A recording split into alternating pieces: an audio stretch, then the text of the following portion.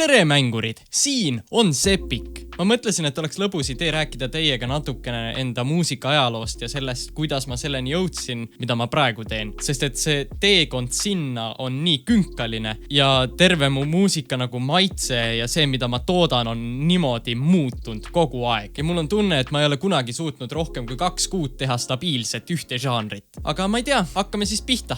Ma olen alati olnud huvitatud muusikast iseenesest ja kuskil 2011-2012 ajal, 8 või 9 aastasena, läksin ma muusikakooli löökpille õppima. Sinna alla kuuluvad siis trummid, ksülofon, vibrafon ja palju muud. Seal ma aga kaua ei olnud sellepärast, et sedamoodi õppimine kuidagi lihtsalt ei sobinud absoluutselt minule. Ja jääb lihtsalt mulje, et sa õpidki seal lihtsalt ainult teooriat ja päriselt mängimiseni sa jõuagi. Ja 2013 aasta jaanuaris hakkasin ma jamama Virtual DJs, mis on siis siuke programm, kus sa saad DJ-d mängida nii-öelda. Ja tegin imelisi lugusid, nagu näiteks DJ Matu feat Põhja-Tallinn feat MT Eden, meil on aega veel, Watcha Say Taab remix.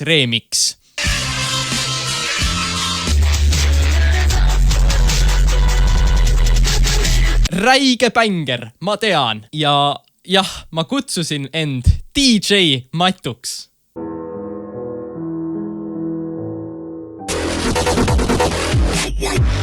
Ma tegin seda paska üle 1 aasta. Kuni kuskil 2014 lõpus või 2015 aasta alguses laadisin ma alla FL Studio ja üritasin mussi teha, aga ma andsin alla peale 5 minutit, sest et ma ei leidnud ülesse, kust instrumente kasutada saab ja tegin mingi lihtsalt trummidega mingi väikse tillukese biidi, sest ma lihtsalt ei saanud midagi aru. Aga 2015 aasta augustis laadisin ma FL-i uuesti alla ja ma mõtlesin actually võib-olla midagi proovida seekord. Ja selleks ajaks oli juba väljas imeline FL Studio 12, mis oli täielik rework FL Studiost. Ja ma leidsin ülesse imelise pluss-nupu, kus sai panna instrumente. Ja seega ma uploadisingi enda esimese actual enda tehtud loo FL Studios YouTube'i.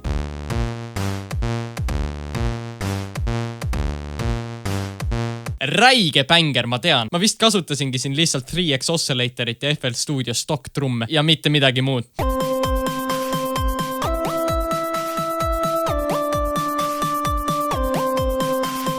See lugu sammuti, aga seekord kasutasin ma mingit weird shakerit. Anyways, mul oli 2015. aastal mingi unhealthy obsession jumpstyle'i ja jumpstyle'i muusikaga ja ma tahtsin ise ka seda toota ja tänu sellele tegin ma 2 jumpstyle'i lugu. Ma luban teile, et need on kohutavad, aga ma lasen teile ainult refrääni ja ma soovitan teil ise ka neid kuulata, sellepärast et siis te saaksite aru tervet konteksti ja miks see nii kohutav on. Ma panen lingid kirjeldusse ja siis te saate kuulata ja vaadata kõiki neid lugusid siin videos. Aga peale muude asjade oli mul üks suur probleem sellega, et ma vajutasin ühte väikest ikoonikest, mingi magnet vist on FL Studios, mis tegi nii, et sai noote ja layereid liigutada vabalt ilma, et need liiguks mööda griidi. See tähendab, et kõik asjad läksid off-beat ja see oli tõesti kohutav. Ja peale selle oli veel see probleem, et ma arvasin, et lühikesi lugusid ei tohi teha. Ja sellepärast ma venitasin lihtsalt räigelt enda lugusid, et 3 minutit täis saada. See oli väga painful. Anyways, siin on Cruffy's Jump Style. Damn, son, where'd you find this?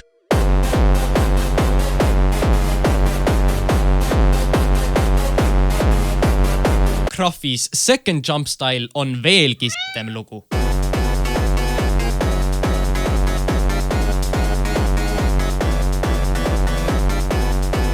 Ja selle alguses on väga hästi kuulda seda off-beat probleemi, mis mul oli. Järgmised 2 lugu, mis ma tahaksin teile näidata, on tõesti imelised. Esimeseks on Cruffy Hope.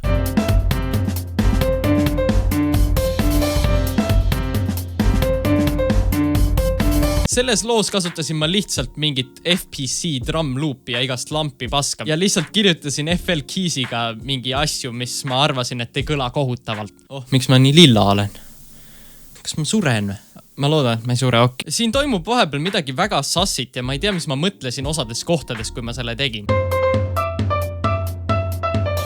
Ja also lugu oli liiga lühike, nii et kuskil seal keskel ma panin lihtsalt loo algusest peale uuesti, sest et 3 minutit peab ikkagi täis saama. Jaiks. Igal juhul on järgmiseks A Song Made Out of Grotopia.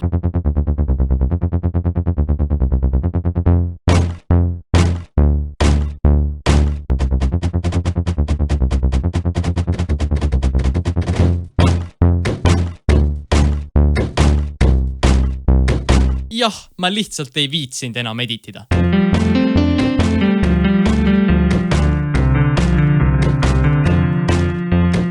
Jah, see tõesti on Peestroika põdrakasvataja. Siin see läheb lihtsalt mingi räigelt off-key ja bitrate on kohutav millegi pärast, aga igal juhul ma muutsin siis üsna järsult enda stiili ja proovisin teha YouTube'i tutorialide järgi mussi, mingit EDM tümmi või mingi miskit sellist SoundCloudis. See on Mops High.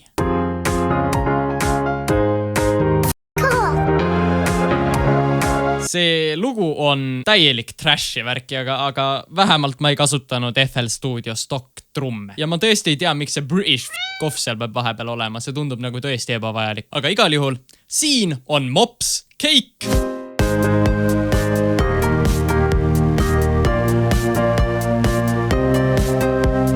Kui ma ei eksi, on ka see tehtud YouTube'i tutoriali järgi ja kõige suurem mure vist nendel on see, et lihtsalt ei ole sidechain'i ja see on painful ja beat lihtsalt ei hiti. Kui te ei tea, mis sidechain on, siis see on põhimõtteliselt väga lihtne. Kui kick-trumm mängib näiteks, siis lähevad instrumendid vaikseks ja siis kiiresti aga sujuvalt tagasi tavavolüümile. Umbes nii.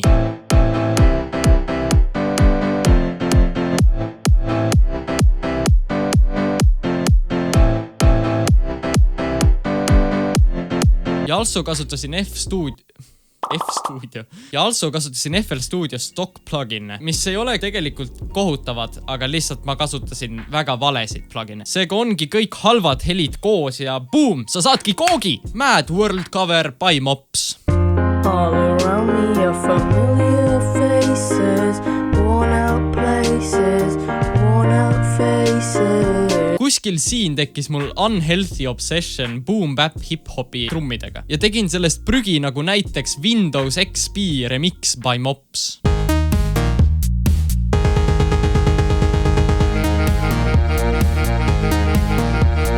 Nii, ja peaaegu 5 aastat tagasi ma tegin enda esimese enam-vähem kuulatava loo, mis kannab SoundCloudis nime Mops Untitled Lo-Fi Hip-Hop Attempt.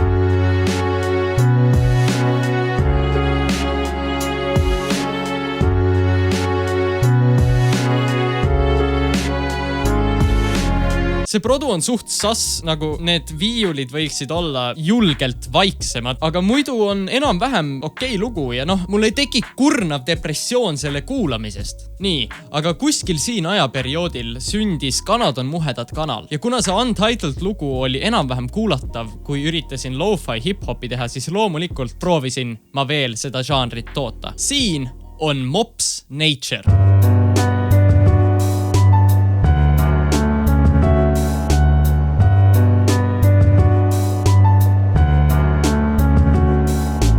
Ma ei tea kuidas, aga ma mäletan, et see lugu oli inspireeritud sellest klassikalisest loost.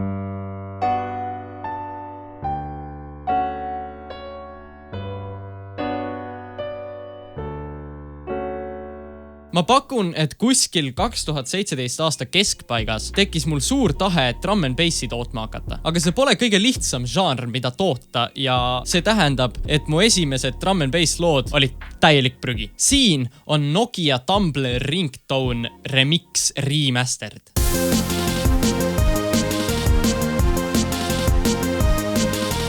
Need trummid on nii saki ja in general need helid, mis ma valisin, ei ole mitte mingitki moodi sobivad drum and bassi jaoks. Ja veits hiljem tegin ma siis Drum and Moomin Hardbass, mis on DNB remix Moomin Hardbassist. Ja põhimõtteliselt sellel on samad probleemid.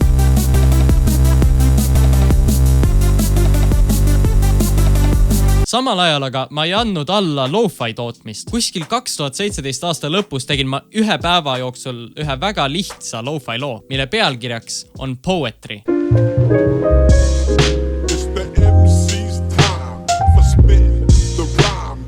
Ja nüüd jõuame 2018 aastani. 2018 aasta algul, kui sain täis 4000 suubi, tegin ma SoundCloudi profiili nimega Yonsen. Yonsen on jaapani keeles 4000 ja esimese loo nimi Yonseni profiilil oli 4K. See on väga lihtne chill lugu, mis kõlab umbes niimoodi.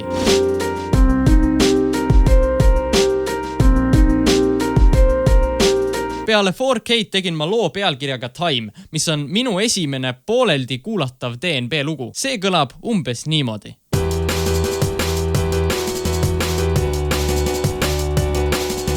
Ka sellel on omajagu suuri vigu, sellel pole sidechain isegi, aga drumsamplite valik selles ei ole liiga kehv ja need kõlavad okeilt vähemalt. Ja nüüd jõuame Sunday Afternoonini.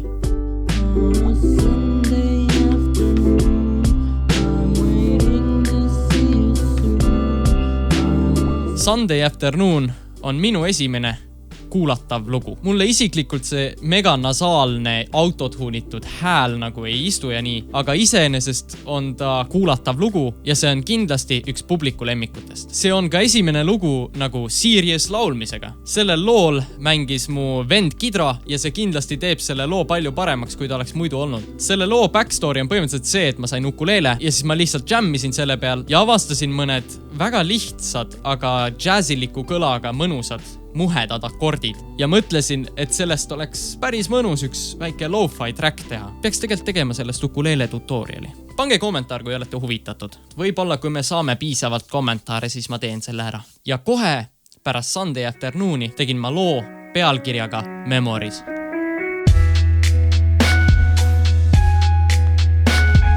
Selle loo backstory on nii segane. Ma puht juhuslikult mingi surfasin SoundCloudis ja leidsin kuidagi moodi ühe onu, kelle SoundCloudi lehe nimi on Problem Child. Ta oli kirjutanud loovtöö jaoks klaveripala, mis kandis nime Kevadine allikas. See recording oli üsna kehva kvaliteediga, aga ma tundsin kohe sellest sellist hubasust ja massiivset potentsiaali üheks mõnusaks lo-fi looks. Seega viskasin ma sample'i FL Studiosse, pitchisin teda veits, panin vinüülisahina ja beat'i peale ja sündiski Memories. Siia sai mu vend ühe mõnusa väikse soolo peale Kidraga mängida jällegi ja saime päris mõnusa loo, mis on siiamaani üsnagi kuulatav lugu ja kindel publiku lemmik. 2018. aasta suvel annetas üks tore poiss nimega Jon streamis lihtsalt lambist 400 € või miskit sellist. Ja tänu sellele sain ma osta endale MIDI keyboardi, selle sama siin. Ja esimene lugu, mis ma sellel välja mõtlesin, oli Summer Vibes, mis on absoluutselt kohutav lugu. It's hot, the sun is shining, no responsibilities. I find the song and I am in disbelief. Ma ei tea miks, aga see lugu ikkagi meeldis paljudele inimestele väga. Need vokaalid ja sõnad on nii trash ja samuti ka production. Kuskil 2018. aasta sügisel tegin ma esimese siukse väga tõsise DNB projekti, mis võttis üle 20 tunni, et lõpuni ära teha. Ja ma loodan, et ma selle eest copyrighti ei saa. Kui ma saan, siis ma panen mingi lapsesõbraliku laulu selle asemele. Siin on I Need Some Sleep.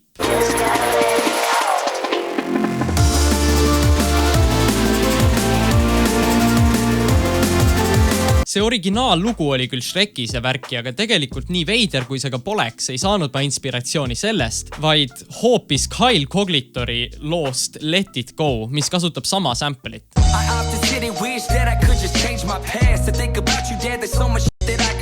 See minu versioon aga on peaaegu kuulatav, aga selles samuti on omajagu vigu. Näiteks, et sidechaini pole ja see refrään on nii muddy, suht sass. Siis 2019. aastal tegin ma loovtööks veel ühe loo, mis ei olnud sugugi hea, aga meeldis millegipärast üsna paljudele. Selle loo nimeks on Waiting feat. Shiloh.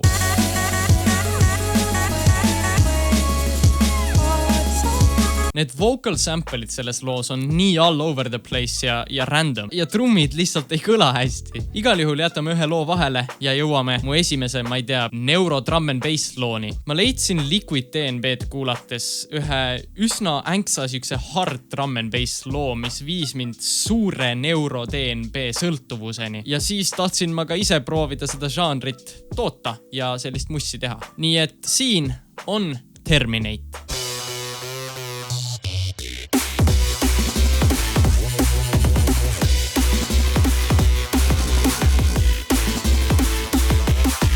See lugu on nagu enam-vähem kuulatav, aga see mixing ja kõik on ülisass. Ja ma panin kõigele mingi 127 kilogrammi reverbi millegi pärast ja see kinda lihtsalt rikub terve loo ära. Ja loomulikult pole ka selles sidechaini, mis on bad. Ja siis selliselt kiirelt, agressiivselt loolt lähme üle loole pealkirjaga On the Beach at 6 AM.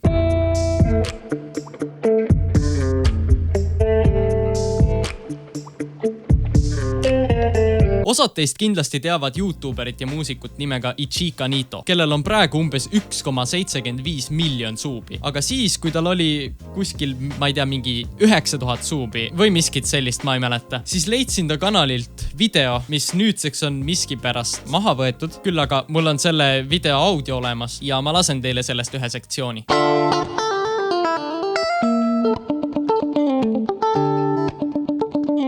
Ma kuulsin seda ja mõtlesin, what the fuck? Nagu what if? Ja siis laadisin alla video MP3-na ja panin selle FL Studiosse. Siis ma lõikasin selle väikse sektsioonikese sealt välja, panin ta oktav alla, tegin kõvasti aeglasemaks. Ja siis sündiski see lugu. See on actually isegi praegu minu arvates kuulatav lugu. Ja see on aegunud üllatavalt hästi. Ja siis 2019 juulis tegin ma loo pealkirjaga By the Campfire.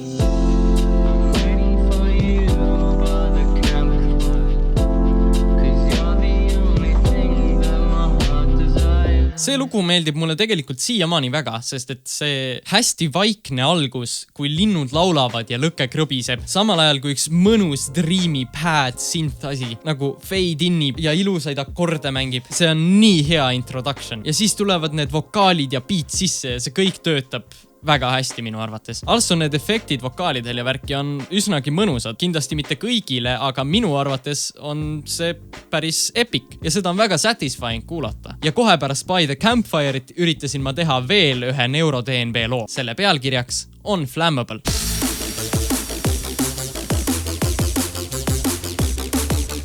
See lugu on nii sass, see on drum and bass, aga bassi pole üldse ja see mix on mingi ülisass. Aga nüüd jõuame selle perioodini, kus ma muutusingi mingi ülieksperimentaalseks ja lihtsalt tahtsin proovida uusi asju ja avastada huvitavaid meetodeid muusika tegemiseks. Siin tegin siis koolis koolikoti selle konksuga, see kus sa koti peale paned, seal on see konks. Ma mingi tegin nagu tegin sellega niimoodi ja siis see tegi konksu häält ja siis ma tegin sellest laulu.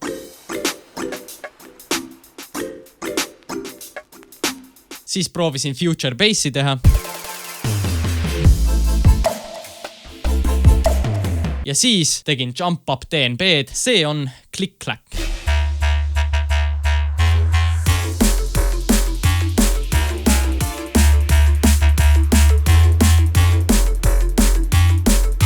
I mean, see lugu on all right, aga see haigelt vajab veits sidechain'i. See lihtsalt ei hiti piisavalt. Aga peale click-clacki sattusin ma kuidagi moodi peale YouTube'i videole, mis näitas erinevaid car chime. Selles videos kuulsin ma seda heli.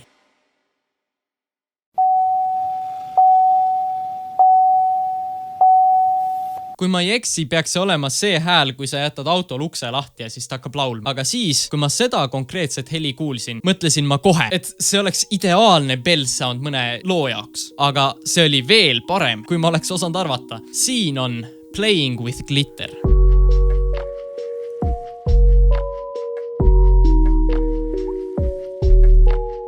Selle loo jaoks kasutasin ma igasuguseid sound efekte näiteks ASMR YouTube'i videotest, mis annavad mõnusa siukse väikse efekti loole juurde. Ja ma keskendusin selles loos palju rohkem siukestele väikestele detailidele. Ja üritasin teha midagi lihtsat, aga detailidega korralikult nagu seda ära täiustada. Seda lugu on tõesti pigem mõistlik kuulata kõrvaklappidega, et kuulda kõiki neid detaile ja seda panningut, kui ta käib ühest kõrvast teise. See on väga mõina. Sellest loost tegin ma hiljem ka teise loo pealkirjaga Fix Me, aga see on väga edgy ja ma vist ei julge seda siin lasta.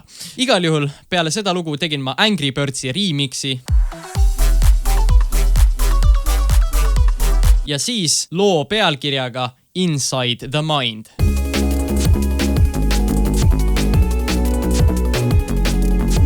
Mõni tublim teist teab, et see on minu outro lugu. See on different lugu ja ma ei tea isegi, kuidas see lugu nagu sündis või miks see sündis. Aga ma arvan, et nii mõnigi teist nõustub, et see on suht vinge lugu ja see on väga huvitav ja omapärane. Peale seda salvestasin ma raudtee ülesõidu juures rongi neid kellasid. No teate küll need asjad, mis tead killadi-kolladi nende, siis kui autod ei tohi üle minna. Selle loo nimi on Carrot, sest et Elron.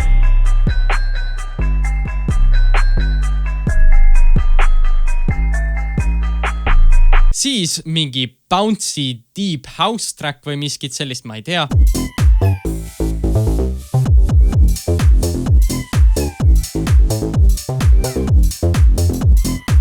Siis ma üritasin hardstyle'i teha.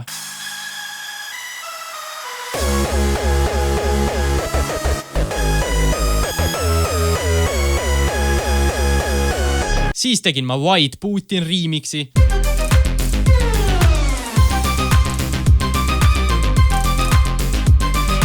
Ja siis tegin ma loo, mis on 5/4 takti mõõdus. Drum and bass, kitarri soologa. Selle loo nimi on Speedcube.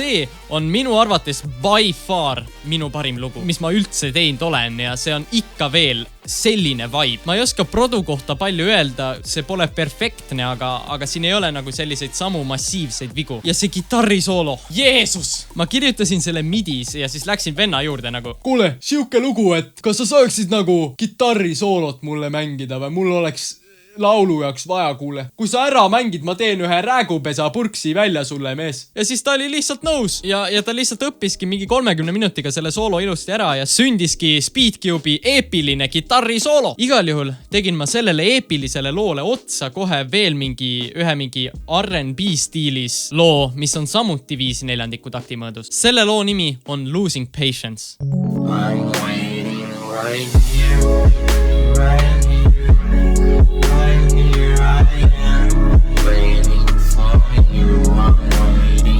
Ja peagi pärast selle loo tegemist reliisisin ma 3. detsembril 2020 enda esimese albumi Spotify'sse ja mujale. Pealkirjaga Not the Second Album. Selles albumis on kõik mu chill/lo-fi ja need siuksed säärased lood. Peale selle albumi reliisimist hakkasin ma kohe räigelt grindima ja lihvisin üle pea kõik enda need elektroonilisemad lood ja mõne loo, nagu näiteks Terminate'i remontimiseks, kulus mingi 15 tundi või midagi sellist, sellepärast et seal olid lihtsalt nii paljud asjad valesti. Ja 23. jaanuaril 2021 reliisisingi ma enda teise albumi pealkirjaga Not the First Album, kus olid sees kõik mu mõistlikumad elektroonilised siuksed lood ja värgid. Selles albumi versioonis on ka lood nagu Flammable rohkem kuulatavad. Lisasin sellele bassi ja vahetasin snare'i vist ära ja EQ-sin asju uuesti ja võtsin reverb'i vähemaks ja palju muud.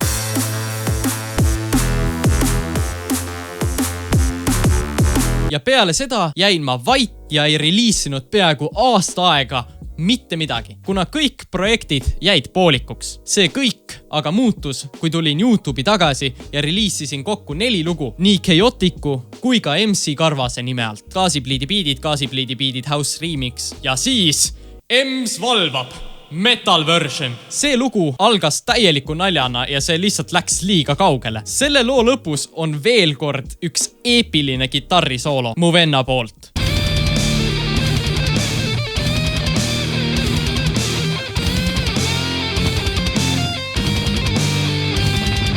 Ja siis järgmine päev pärast seda reliisisin ma Chaoticu nime alt loo pealkirjaga Absence. Ma ei oska teile isegi sellest loost nagu ühte kindlat sektsiooni vist isegi lasta, sest et ma arvan, et selleks, et sellest loost aru saada, tuleb terve lugu läbi kuulata. Aga ma arvan, et ma lasen teile teise refrääni eelviimast sektsiooni.